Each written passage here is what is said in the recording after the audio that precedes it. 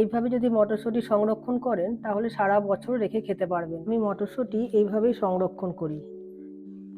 প্রথমে আমি মটরশুঁটিগুলো ধুয়ে ছাড়িয়ে নিয়েছি। এরপরে আমি প্যানে 1.5 লিটার মতো জল দিয়ে দিলাম। জলটা ফুটে এসেছে, এবার এর মধ্যে আমি 2 চামচ চিনি দিয়ে দিচ্ছি যাতে মটরশুঁটির কালারটা ভালো থাকে। এবার ছাড়িয়ে ধুয়ে রাখা মটরশুঁটিগুলো আমি ফুটন্ত জলটার মধ্যে দিয়ে দিচ্ছি। 2 মিনিট হয়ে গেছে, মটরশুঁটিগুলো সব ওপরে ভেসে উঠেছে। আমি আর সেদ্ধ করব না, এবার আমি এগুলোকে ছেঁকে নিয়ে ঠান্ডা বরফ জলের মধ্যে দিয়ে দেব। এবার আমি মটরশুঁটিগুলোকে ছেঁকে নেব।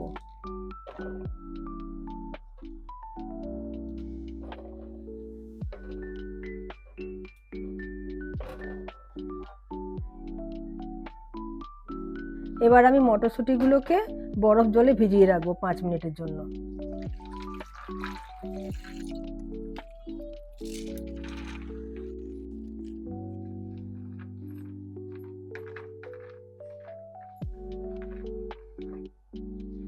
মটরশুঁটিগুলোকে বরফ জল থেকে এবার ছেঁকে নিলাম।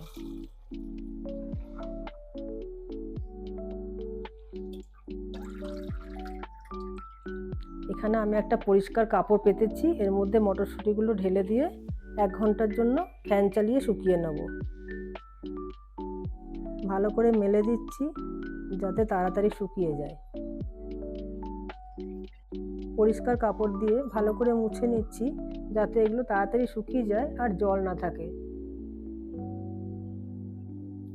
খুব ভালো মতো শুকিয়ে গেছে, এবার আমি একটা পাত্রে ঢেলে নিচ্ছি।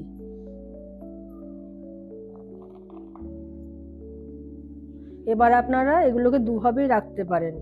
আমি এই কাচের কৌটোতে নিয়েছি, এর মধ্যে এগুলোকে রাখছি।